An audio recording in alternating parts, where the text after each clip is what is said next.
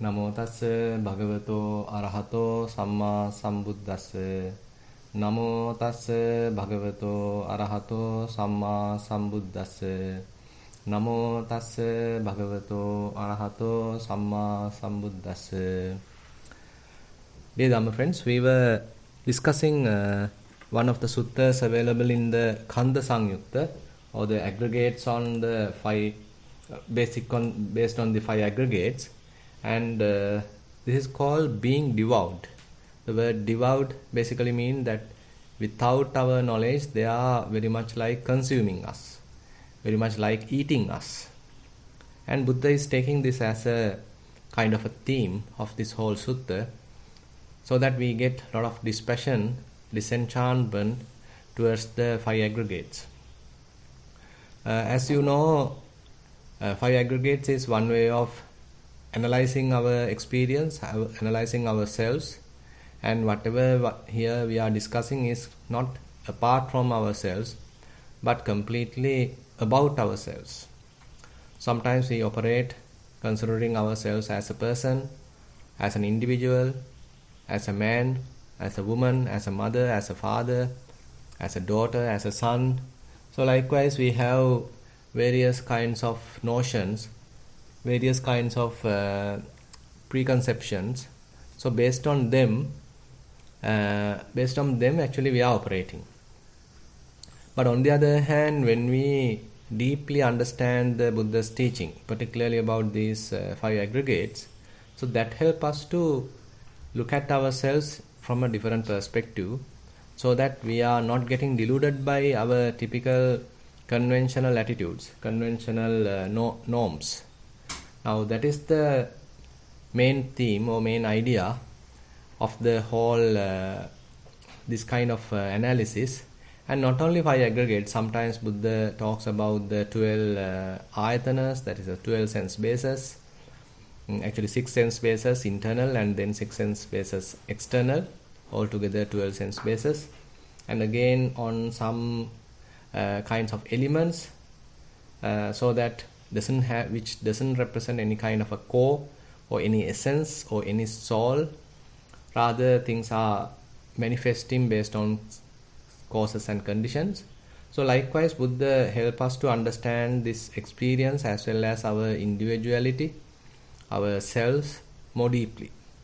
Now last time we discussed about the definitions about five aggregates, because that is how Buddha explained in this sutta. So why it is called rupa, ruppatitiko bhikkhave tasma rupanti uchchati, because it is getting deformed. That is why it is called rupa. From what it is getting deformed? So there Buddha mentioned even a slight mosquito bite can make this body maybe sick, diseased, and even cold weather, even hot weather, even hunger, thirst, mosquito bites, and even kinds of animals, say crawling ones, these serpents. So any of these typical very mundane type of cause can make this body quite vulnerable, quite painful, and again sick. So likewise Buddha mentioned that is why it is called deformed. That is why it is called rupa. And this kind of an analysis, this kind of a definition, rather than bringing us to a very intellectual, detailed analysis, we are going to look at the body as something not that attractive, not that so much value. Rather, it is quite weak, so that we can give up our too much attachment to the body and look at it with the proper perspective. And on the other hand, Buddha tells about the feelings, why it is called feelings. Vedayatiti ko bhikkhave tasma vedanati uchchati. So we can feel. Whenever we go through some sort of a pleasurable feeling, we can feel it, we can know it. Whenever there are painful feelings, we can know it, we can feel it. Whenever there are neutral feelings, we can feel it. So these are constantly available in ourselves. Either it may be bodily feelings or it could be mental feelings, and these are available. That is why it is called feelings. And then why is it called perception? Because we can perceive, we can recognize. Different colors are there, we can recognize. Red color, blue color, white color, and different shapes are there, maybe triangular, maybe circular, so we can recognize. And we can recognize people. We have a stored memory, and with that we do quick mapping, and with that we are doing this recognition. So this recognizing process comes under the perception aggregate, Sanya Khanda. And then the formations, volitional formations, is where we do a lot of constructions without just merely getting the sense data. We do a lot of additions, subtractions, multiplications, and ultimately we get a completely different picture. What we see is not actually what is there. So what we grasp. So what we are grasping is an entirely different picture, which is quite different from what we originally have seen. So this whole construction process comes under the formations aggregate. And then the Vijnana Khanda, that is the consciousness aggregate, help us to, in a way, properly select something and choose something and then focus on to one thing, selected thing, and establish ourselves there. The mind is established there. Consciousness is established there.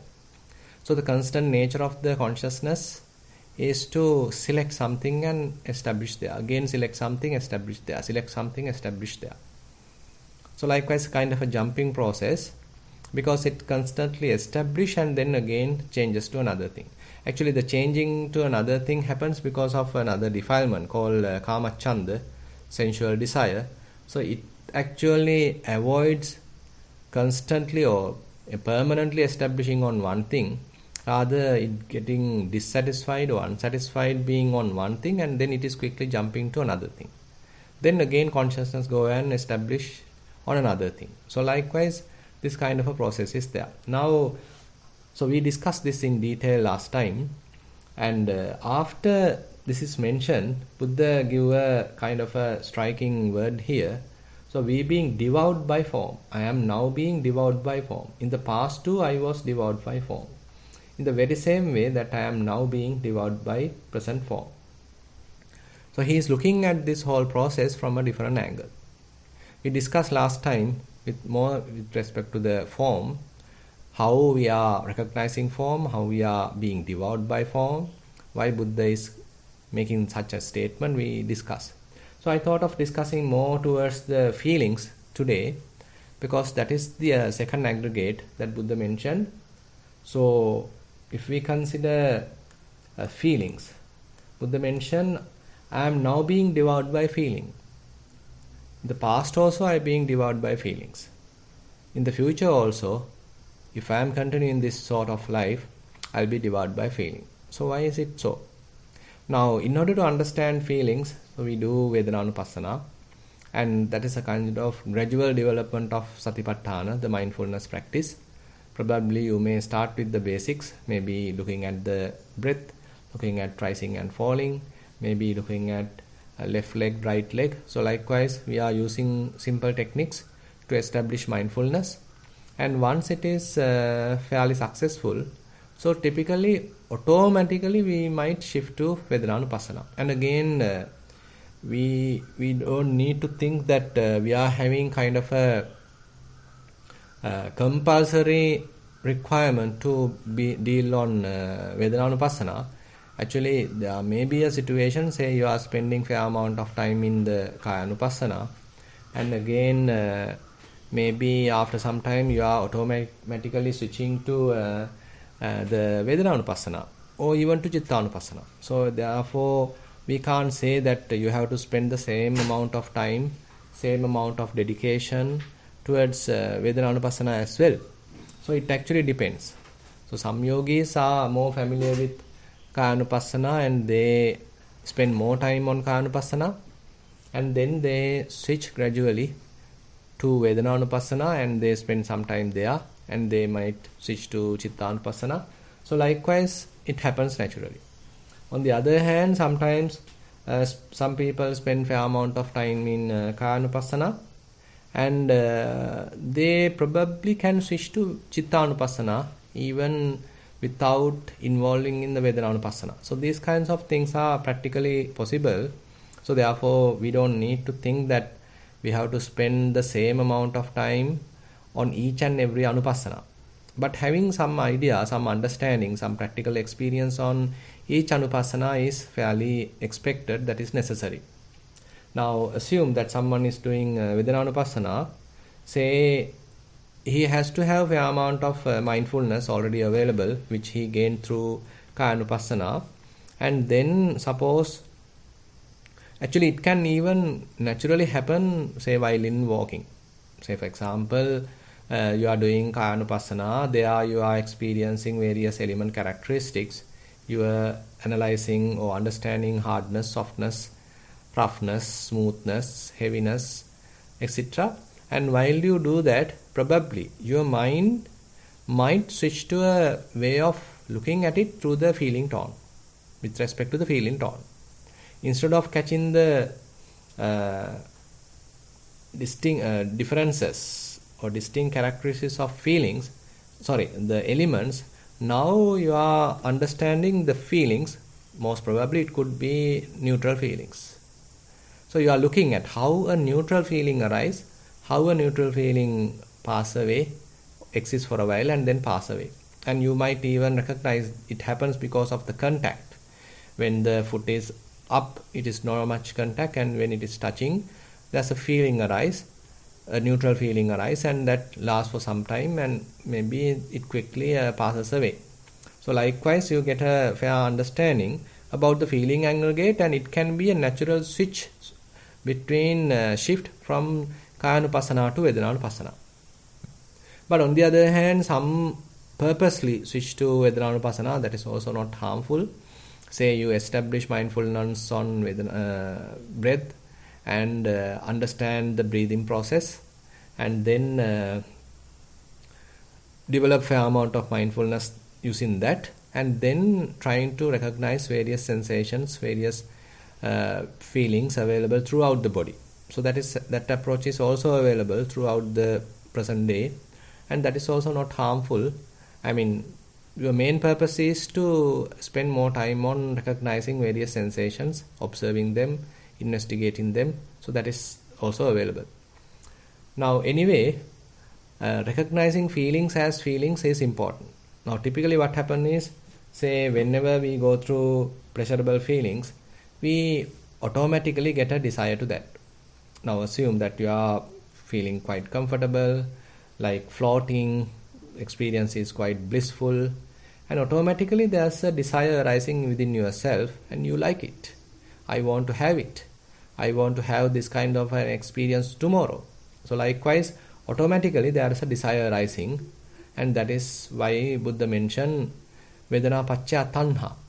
The feelings causes for the desire to arise, craving to arise. So you can see this within yourself. Say whenever you are going through some sort of a satisfaction, some sort of a happiness, some sort of a pleasure, you can immediately look at how mind is reacting. It may like to have it more. It may want to make it longer. And you want to have it again and again. Even tomorrow I want to have it. So this is how the desire is operating based on the feeling. So you can see this junction, how feeling conditions craving. Vedana Paccaya Tanha. And the difficult part is, actually when we are going through pleasurable feelings, so we start to getting delighted by that, attracted by that, we want to hold it, grasp it, and this whole process actually leads to a latent tendency, what we call as Raganusaya. So there is a latent tendency called kind of a lust in ourselves. So that tendency being developed whenever we are attached and going through a pleasurable feeling. So we without our knowledge even, we are very much like innocent. But unfortunately we are promoting this Raganusaya because we are so attached and so attracted and so desireful about the existing pleasurable feeling.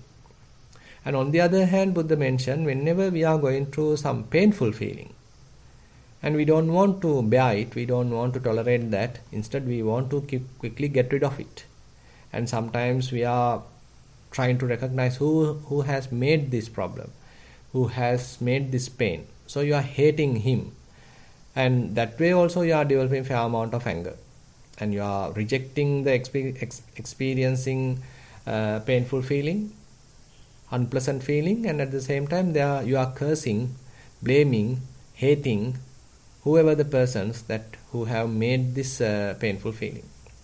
So that Buddha mentioned, which leads to what we call patigahanusaya, or the latent tendency of ill will. So these tendencies are deeply rooted in ourselves, and now we are promoting them. More and more we promote them, and now it becomes stronger and stronger. And even without our knowledge, we are promoting this. So whenever we go through typical painful feelings or unpleasant feelings or certain mental despair, say discontentment, so all these actually have kind of a hate, revulsion, rejection, and more we put or more we operate like that, more we are promoting this latent tendency of ill will. And on the other hand, Buddha mentioned when we go through neutral feelings, we feel it kind of a boring experience and we want to quickly jump to pleasurable feelings, and that is how we are ignoring this neutral feelings. Say if you know that breathing happens from our birth time, but we never observe it because it's quite boring, not that exciting experience, rather it is quite boring experience, so we neglect it. Only when we start doing anapanasati, we are trying to recognize how breathing happens. So likewise, whenever typical neutral activities are available, neutral feelings are available, we don't want to recognize them, rather we ignore them. So that leads to sort of ignorance in ourselves, avijja, because of these neutral feelings. So we are not aware of them. We are simply ignoring them. We don't have much knowledge about them. So that leads to ignorance, and we are promoting the latent tendency of ignorance. So you can understand now typical way of handling different kinds of feelings are in a way detrimental to ourselves spiritually, because we are promoting certain latent tendencies. Now when we switch to Vedananupassana, what happens? Now we are trying to closely look at different kinds of feelings. Say pleasurable feelings are there, and we are trying to look at them rather than thinking that this is beautiful, this is attractive, I want to have it, let's have it on tomorrow. So this is not the approach, rather this is a pleasurable feeling. So that, if you look at Kayanupassana in the Anapanasati itself, so you are learning kind of a mechanism how to allow the body to breathe naturally and how to look at it from another perspective, from another, say, third person's view.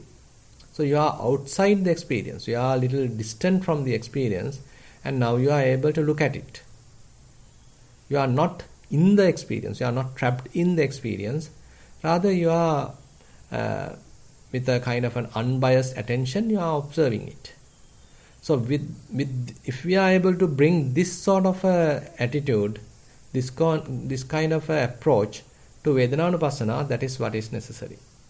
So there is a pleasurable feeling, and that is a pleasurable feeling. It is not my pleasurable feeling, or I am not going through pleasurable feeling. Rather, there is a pleasurable feeling. So this objective perspective, or how to look at it objectively, is extremely important. That is one of the prime theme of Satipatthana. So rather than being trapped in the experience, you need to come out of it, maintain kind of a distant watch, and then try to observe it. Now you are going through, say, pleasurable feeling, and you are able to look at pleasurable feeling. Similarly, assume that you are going through painful feeling, and you can look at painful feeling. Similarly, there are a lot of different kinds of neutral feelings, and you can observe them as well. Say you do rising and falling meditation, and you are observing each and every rising, each and every falling. So at a given moment, sometimes, as I explained, like in the walking here also, your way of looking at it can switch from elements examination to kind of feeling examination. Say previously you are recognizing various kinds of elements, maybe movements, maybe vibrations, maybe hardness, tightness, softness, lightness. So these are the element characteristics. But probably now you can switch to recognize how these are producing some sort of a pleasure, some sort of a neutral feeling. So you are now switching from elements to feelings. So that is also possible. Say you are observing the whole body like an overall way. There are various kinds of sensations are available from here and there. You can observe them. Actually, sometimes people, certain teachers recommend that you are going from the top to the bottom in a methodical manner, doing kind of body scanning and trying to recognize these sensations. So that is one approach. But on the other hand, there's another approach. If you are quite familiar with, say, walking meditation, you can do quite easily. Where you are looking at the body from a bird's eye perspective. Say you are like an overall picture, and whenever there is feeling available at any place, you are quickly able to focus onto that and observe it. And suppose it gets fade away, and now there is a new feeling arise at another different place. You are able to quickly locate your focusing to that new place and observe it. So this is in a way more natural, because you are not trying to arbitrarily making certain feelings, or you are not trying to observe non-existing feelings. Rather, when a feeling becomes prominent, or when there is a feeling, so you are quickly ready, available to look at it. So this is the approach actually in Mahasi tradition which is taken. So you develop fair amount of clear comprehension, mindfulness, and irrespective of the place, wherever it is arising, you can quickly locate your attention, focus your attention there, and you can observe it. So this helps to understand each and every behavior of the feelings. Now, Vedanānupassana, Buddha mentioned, leads to have that kind of a distant watching. Sukhang vedanang vediyamano, sukhang vedanang vediyamiti pajanati. Now there is a pleasurable feeling going on. Now you look at pleasurable feeling as pleasurable feeling. There is a painful feeling going on, and you look at painful feeling as painful feeling. There is a neutral feeling going on, and you are looking at neutral feeling as neutral feeling. Now, at the beginning, there is not much to understand, because your clear comprehension may be not strong enough. Therefore, you simply see kind of a pleasurable feeling arising and spending, say, 5-10 minutes, and then it fades away. There is a painful feeling available, and it is, staying for 2-3 minutes, and then it fades away. Neutral feeling also like that. But later, as your precision of the mind increases, precision of the focusing stability, focusing strength, clarity, precision increases, you are able to recognize even kind of a group of feelings. Not a single feeling, but a kind of a group of feeling. So what manifests as a single pleasurable feeling is not really a single pleasurable feeling, rather it's a group of feelings working together, and we get a kind of an overall picture as a single pleasurable feeling.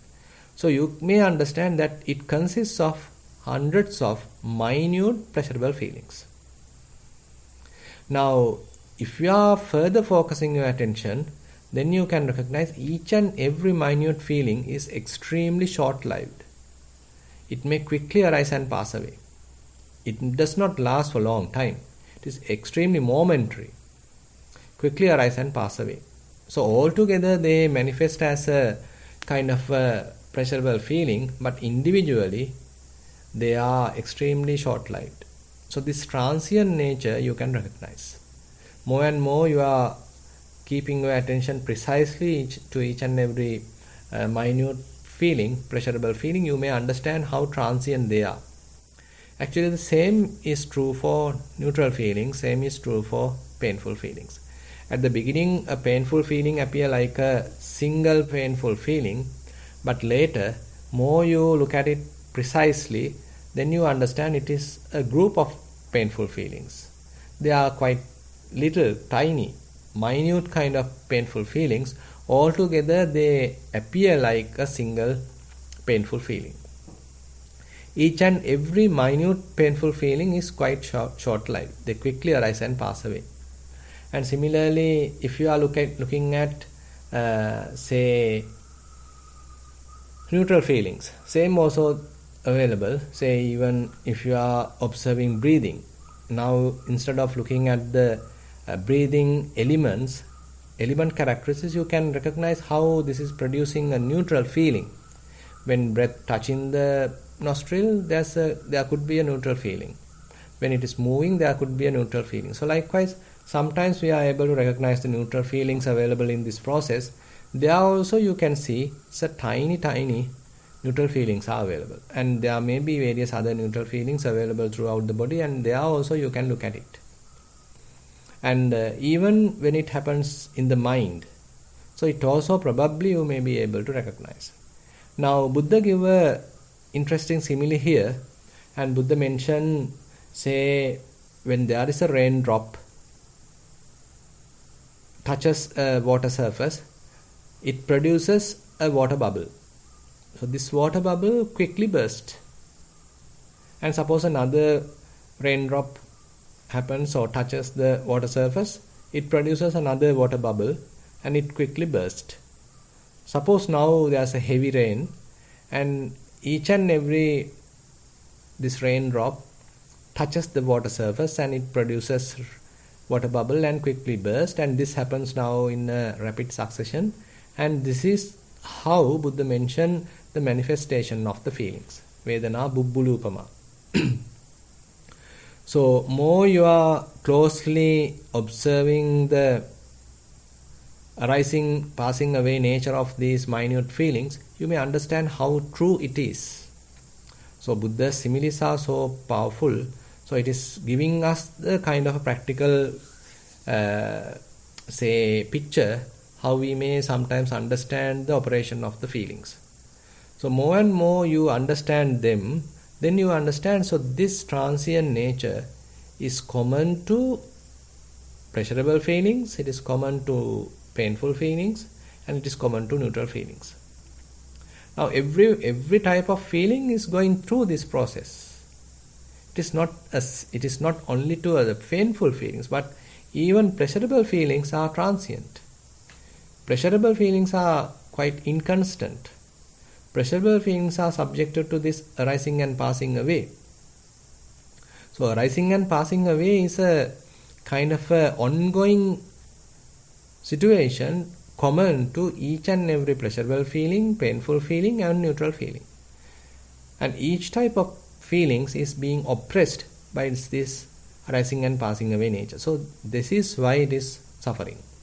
This is why the pleasurable feelings can't give us lasting pleasure, lasting happiness, because they are quite transient. Each and every minute feeling available in the pleasurable feeling is actually quickly arising and passing away. They are vulnerable. So therefore we can't expect it to give us happiness, give us pleasure every time. And it can even change to a painful feeling. And Buddha, rather this Venerable Dhammadinna mentioned, the nature of the pleasurable feeling is when it is existing, it produces kind of a happiness, and when it is fading away, it produces kind of a unpleasant kind of an attitude, a kind of a feeling. On the other hand, if we consider painful feelings, when it is existing, it is painful, but when it is fading away, it produces some sort of a relax or calmness or little bit of happiness. So these kinds of things are there. More and more you are able to look at them objectively. Now you are not promoting those latent tendencies. Suppose there are pleasurable feelings available.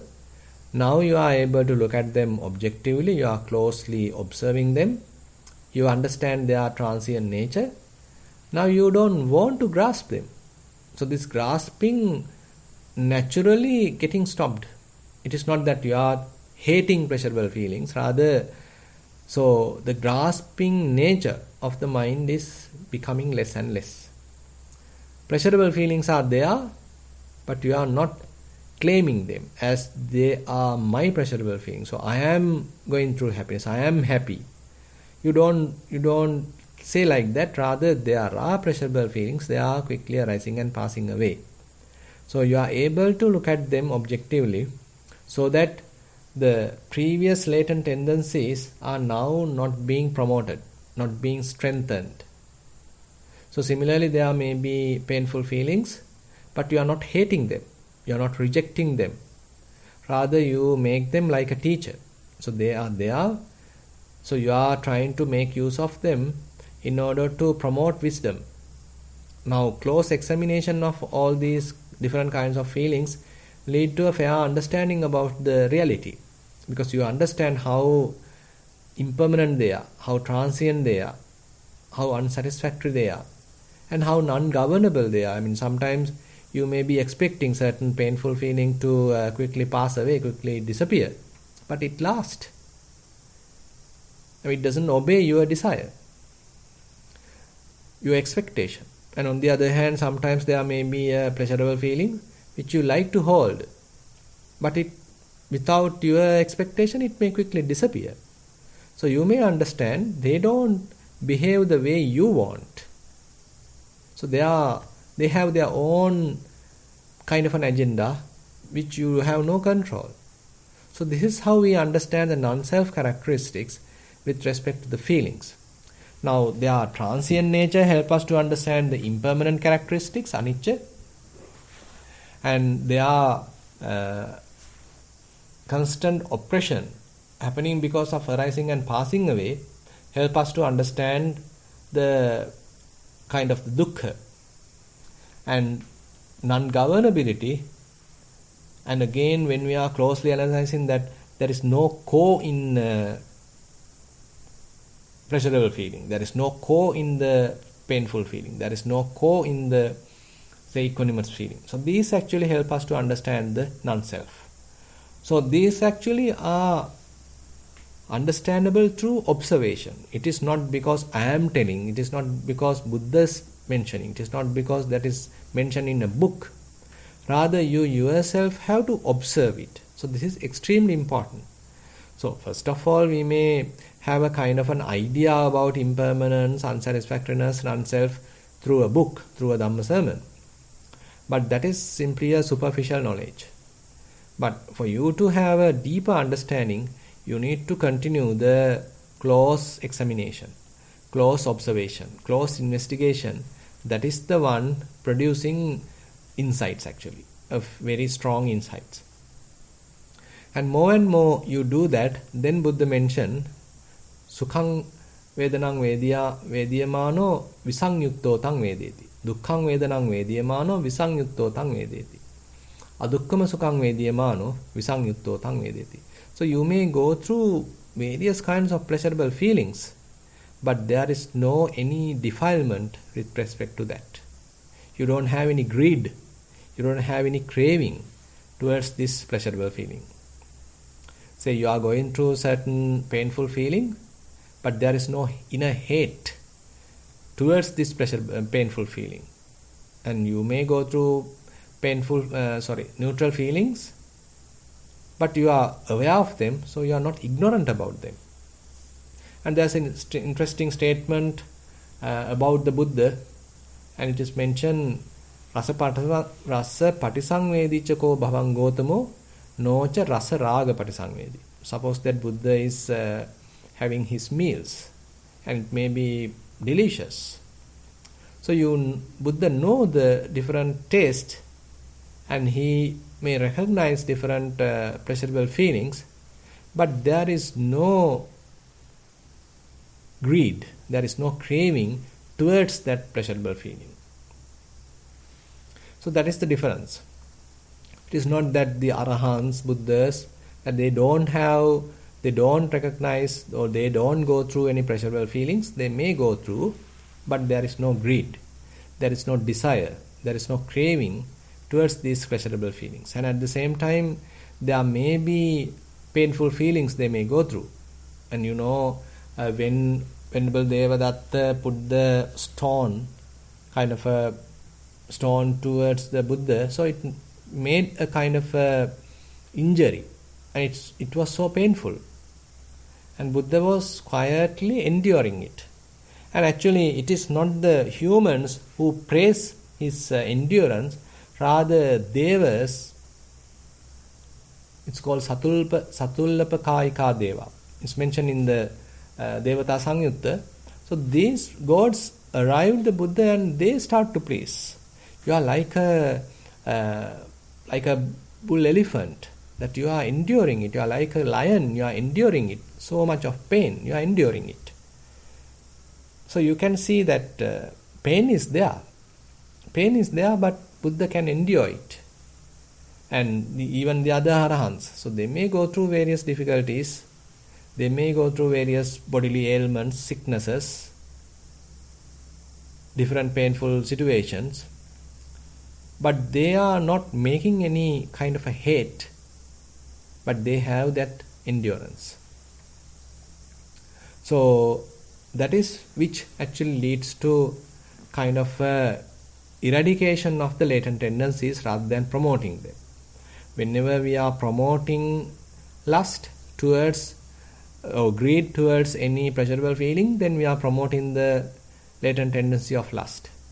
Whenever we are promoting a kind of rejection, resentment, hate towards painful feeling, then we are promoting the latent tendency of what you call the hate.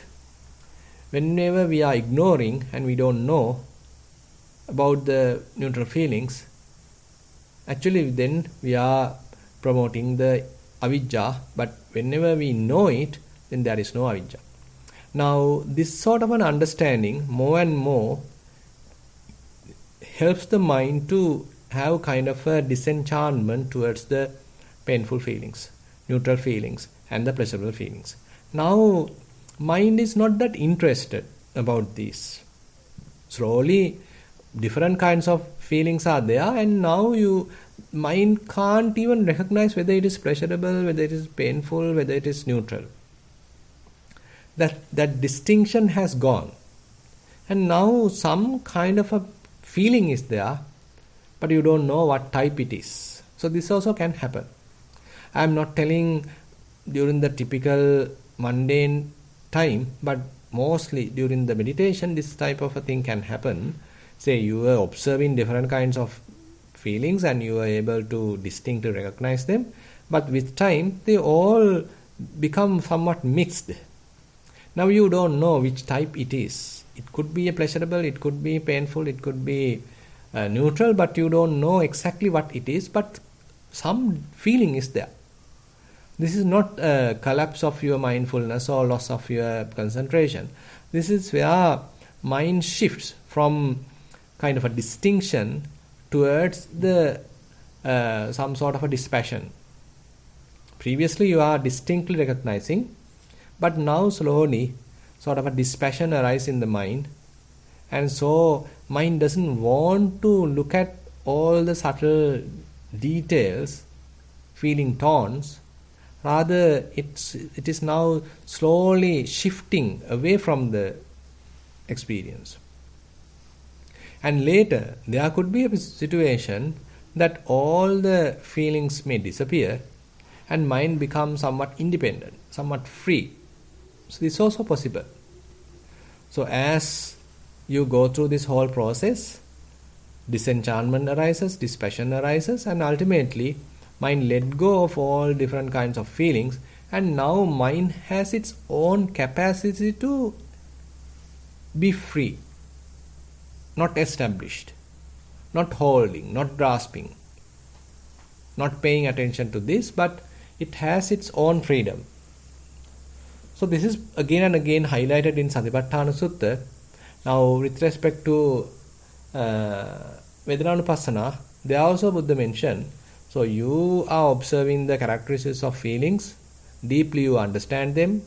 Now everything appear like a mix, kind of a flux, and you don't know exactly what it is, what type of feeling, but some feeling is there, and that too is still arising and passing away. And ultimately you let go of that whole thing, and the mind become independent.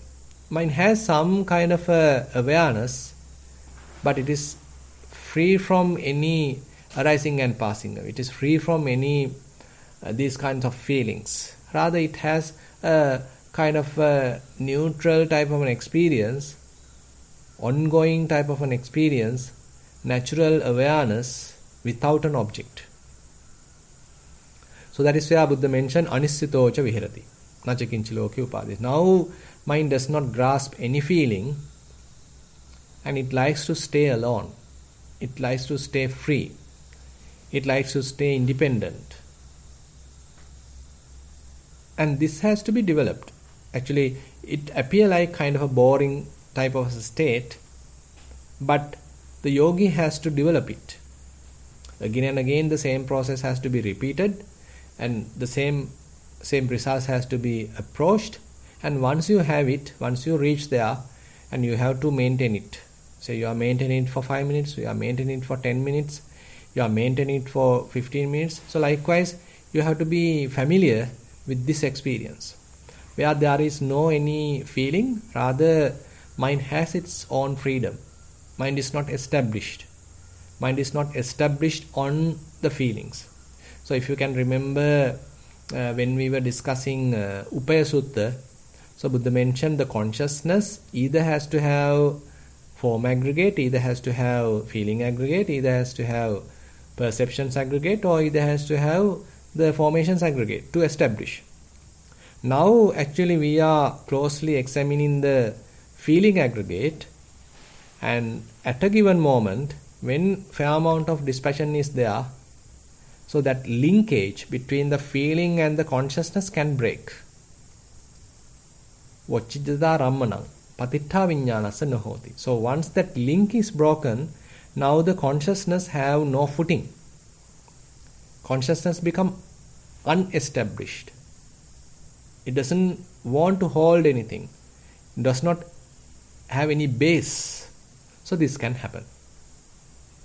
So now if we consider now, if you look back, why Buddha mentioning that I am being devoured by feeling in the past, even now and in the future? Why I am being devoured by feeling? Now you may understand that you had a kind of a natural, kind of a humble, innocent kind of a awareness, but unfortunately different kinds of feelings constantly occupied this awareness. So this awareness couldn't stay alone. This awareness couldn't maintain its innocence. This awareness couldn't maintain its clarity, because time to time, again and again, different kinds of feelings come and disturb it, grasp its attention, again and again trigger the attention.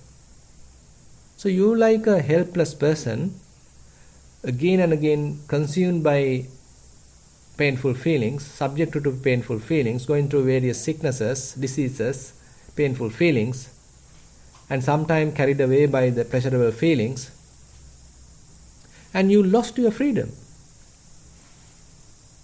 So this freedom is what actually being consumed, getting attracted by different kinds of feelings. So therefore Buddha's statement that I being devoured by feelings, in the past I being devoured by feelings, in the present also I be devoured by feelings, in the future I could devoured by feelings. Now in order to understand that statement, actually we have to experience kind of a mental freedom. Then only we may understand the the value of Buddha's statement. Otherwise, what happens is we simply think, say, I am going through pleasurable feelings, and that is quite satisfactory, satisfiable, and attractive, and that is what I need to do. So that is what people are doing, going after various pleasures. But how much they getting, say, disturbed by them? How much of latent tendencies are developed by them? That process. How much your attention being spent on this whole feeling process is something that we need to look at. So more and more one may understand it. So one may prefer to stay in a more kind of a neutral or undisturbed, calm, not involved in the feelings, rather maintaining a kind of an undisturbed, peaceful kind of a mentality. Because he may understand how disturbing it is to go through these ups and downs. Whenever the mind is going through pleasurable feeling and getting excited by that, being delighted by that, and being consumed by that, is kind of a tension. And whenever someone is going through painful feeling, hating that, involved in that, and trying to get rid of that, is kind of a tension, kind of an agitation to the mind. So more you understand that, so you like to let go of both sides and to have a mind which is more peaceful, because you don't want to get devoured by the feelings. So this is what actually we can understand from this sutta with respect to the feeling aggregate, and we can conclude here with respect to feelings today, and one by one we will go through the other aggregates in the next sessions. And with that I will conclude today's Dhamma sermon and like to open the session for questions.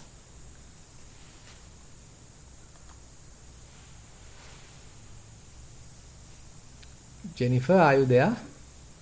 Yeah, sorry. I was trying to find the menu for the... Okay.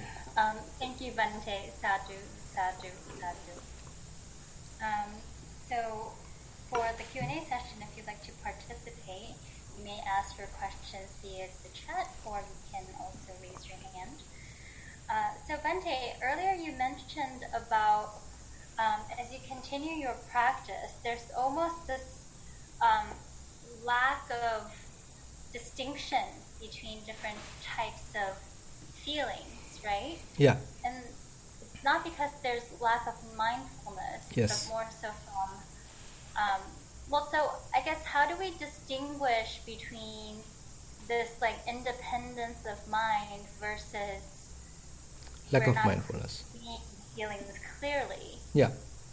So that is where, I mean, at the beginning, suppose you are simply beginning your practice and your mindfulness is not developed enough. So at that time, your attention being mostly distracted.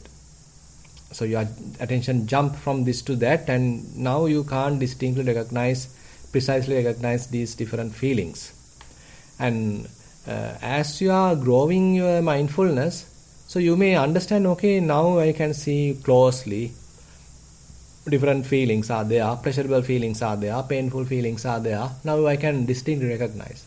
And as you are further moving, now you can understand even group of minute feelings. So you can see kind of a development is there. So you have to go through this kind of a typical process. So kind of a development of mindfulness, now precise understanding of different feelings, and now even understanding group of feelings which actually manifest as a single painful feeling, single, say, pleasurable feeling, like that. Now you are able to even distinctly know each and every little feeling, minute feeling. Now this is a kind of a capacity, kind of a skill that we are developing. Now assume, now you are at this level. Now you are closely examining, you can examine each and every minute feeling, and you have this skill, and you are doing it for some time. Now with time, now you are losing the ability, and actually you feel that everything is very much like mixed. So you don't know exactly whether it is pleasurable, painful, neutral, but everything is showing the same characteristic. Everything is quickly arising and passing away, and you can't even give a label whether it is pleasurable or painful, because they all have the same nature. So your mind switch from that individual, this is happy, this is pleasurable, this is painful, this is neutral. So rather than telling like that, your mind is more interested of this common nature. Everything is arising and passing away, so you are not much bothered about whether they are pleasurable or painful. So at this level, everything happen like a flux. Now you don't have any desire to hold pleasurable feeling or to hate painful feeling, because everything is showing the same picture. So this is the kind of a natural evolution happens in the insight practice. So there you can understand it is not the reduction of or the losing of mindfulness, but it's a kind of a growing of we can say the wisdom. So rather than we being lost in the individual characteristics, we are now more concerned about the common characteristics. So the Sankata nature, actually it is not only to Vedananupasana, even in the Kayanupasana, maybe Chittanupasana, it's common to everywhere. We start with recognizing individual characteristics, distinct characteristics. More we are observing them, slowly mind automatically switch to these common characteristics. It may happen naturally.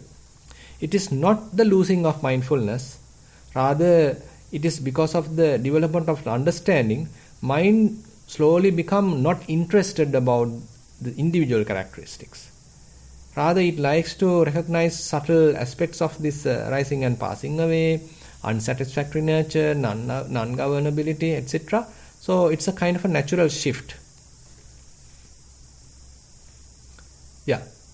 Okay, yeah, great, thank you, Bante. So, I mean, it sounds like if we have studied the individual characteristics for quite some time, and then there's this shift towards kind of not noticing so much of the individual characteristics, then I think that's a good indication for us that we are progressing. Yes, exactly. Because that is where, you have to continue the practice, of course.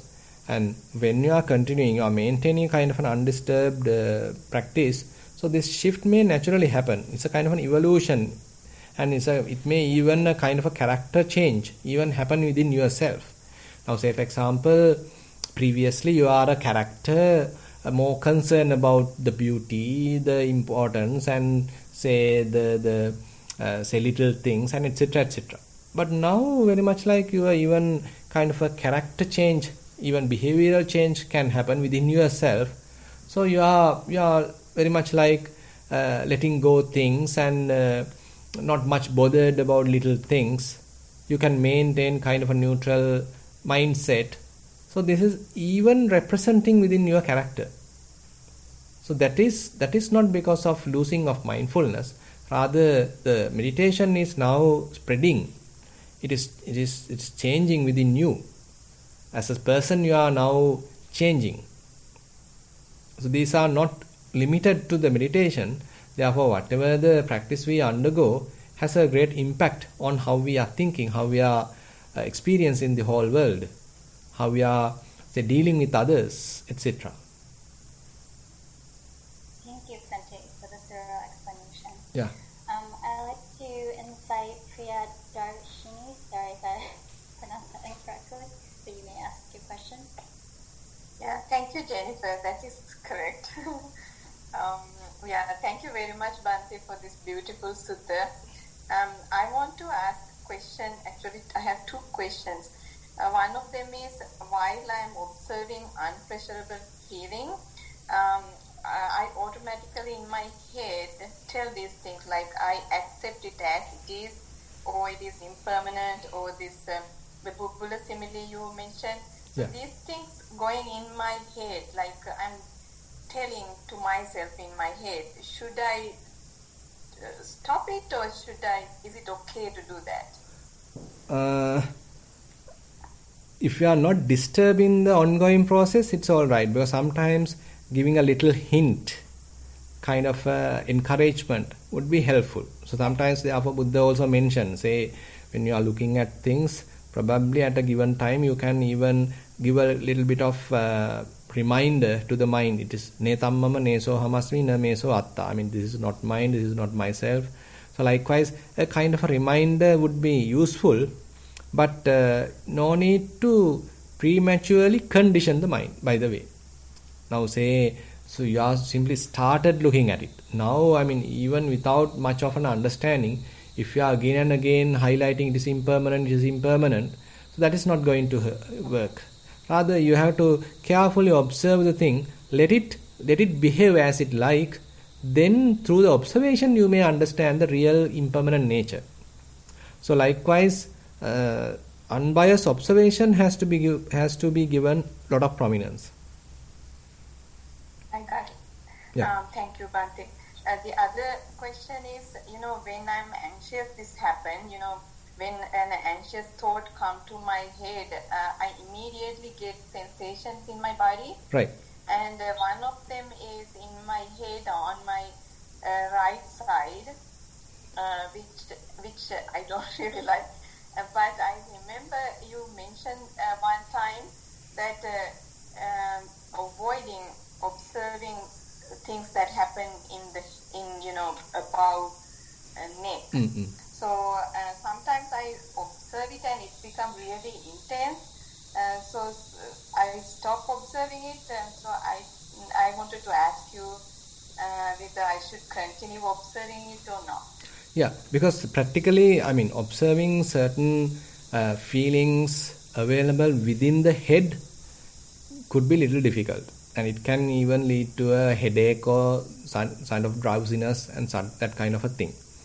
But on the other hand, I mean, observing feelings, sensations below the neck is much convenient, and your attention is now drawn to the inside the body, and that is more convenient. Actually, that is mainly the convenience. It is not the kind of anywhere it is mentioned. Rather, it is the practical convenience is where we can think of, pay a little attention. But on the other hand, if you are able to look at the feelings available within the head without a problem, then no problem. I mean, then there is no issue. You can carefully do it, because sometimes unknowingly we get involved with these feelings available inside the head, and it can lead to a kind of a tense situation, or as you mentioned, it can even become increased. So at that time, I mean, we can't sometimes bear it.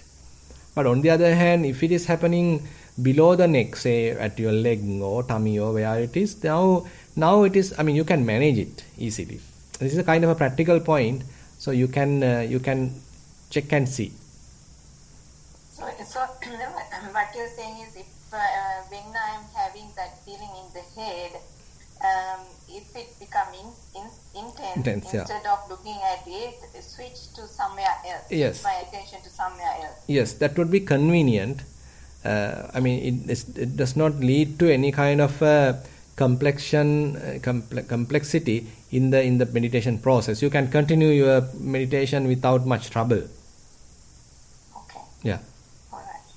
Yeah. Thank you very much, Bhante. Okay. Much merit. Okay. Yeah. Thero Sarana. Thero Sarana. Thank you. I'd like to invite Chitta Devi for the next question. Yes, thank you, Jennifer. Bhante, now you spoke about no core.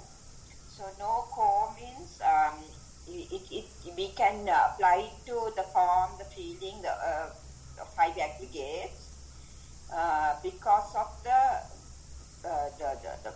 breaking up. You explained about the feelings, how those are minute. You can feel it sometimes. Those it's not one big feeling, but it is several minute feelings that arise like waves. Like I feel like waves that come and go. And Yeah. similarly, also when we are in deep meditation, we can also feel the form like that. The boundaries get less and less, and sometimes you can actually feel the breaking up of certain particles Yes. of the hair. Yeah. So that is what you are to observe, right? Yes. Yeah. So that is the co-lessness nature, and then you say, Actually, you can't. I mean, that is the thing. Now, the same thing, one can look at it now that I am seeing impermanent. Things are disintegrating, sort of falling apart, and so you interpret it like it is quite vulnerable, quite impermanent. So this way, some can interpret.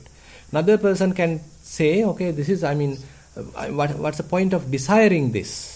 No point of desiring this kind of a thing. How, when it is giving this kind of a disintegration, how can it give pleasure? So it is not desirable. So one can look at from that angle.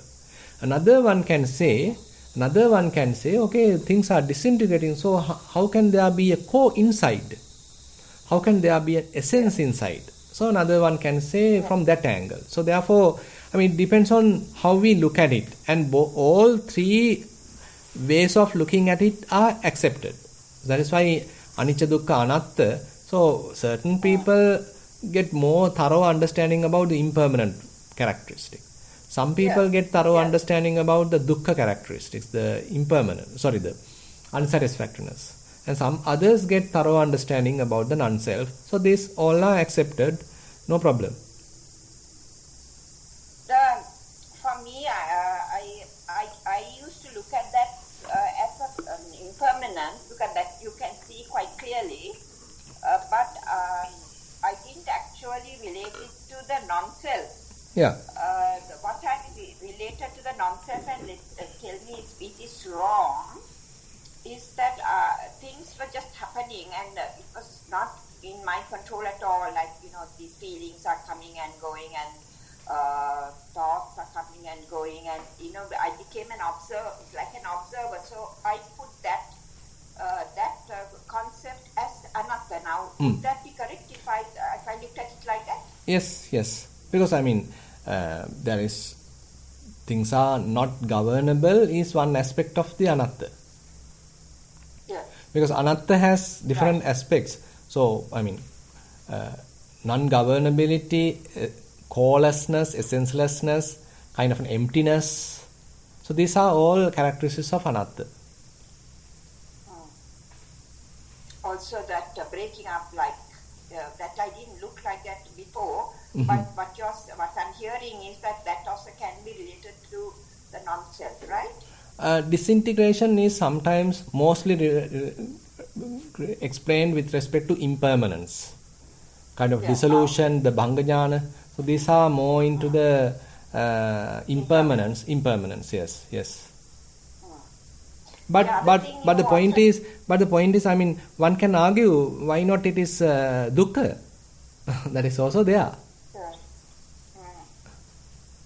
Yes, I never saw that dukkha. I must say I never saw the dukkha nature like, because when you are meditating, you are very relaxed, and it is a good experience as opposed to the real life when you are walking around and doing things and meeting people and going for work. And also, I never looked at it as dukkha. For me, I don't know whether that's correct or not, but that is how I felt, because I was very relaxed. Right. So I don't know whether I should be trying to change my view, but that is how I felt. I never saw that the intense dukkha or unsatisfactoriness, but I certainly saw the impermanence and the non-self. Right. So I'll leave it like that for the moment. Yeah. Okay, Yes. No problem. Yeah. Yeah.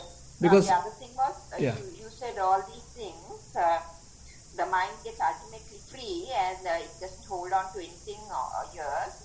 And then you said this is the sankata nature. What did you mean by the sankata nature? Yeah, sankata means conditioned. Sankata means conditioned phenomena. Now, Buddha mentioned all the conditioned phenomena have three characteristics.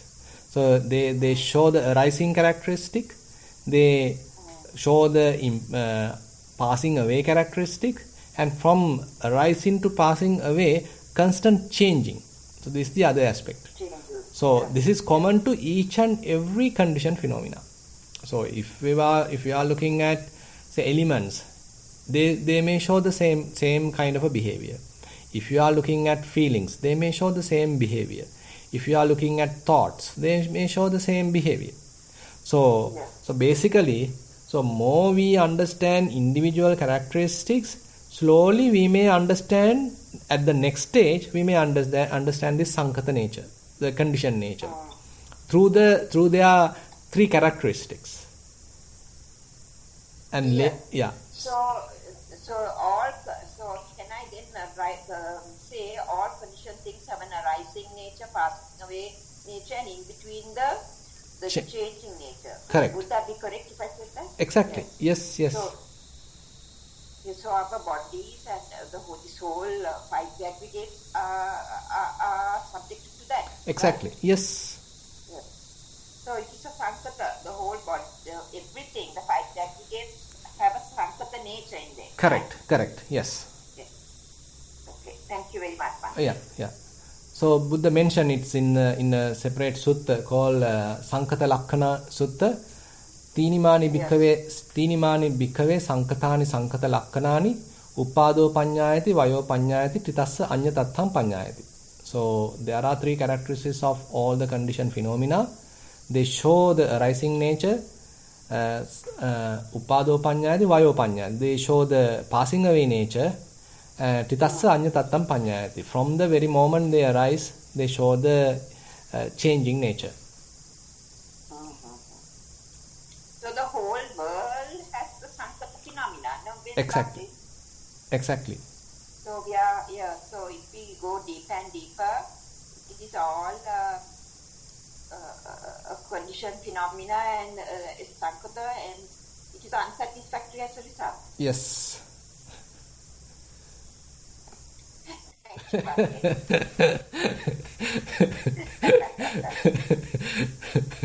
Okay. Thank you. Okay, you're welcome.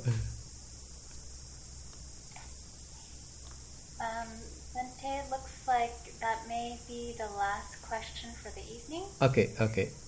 Fine. We are mourning at the moment.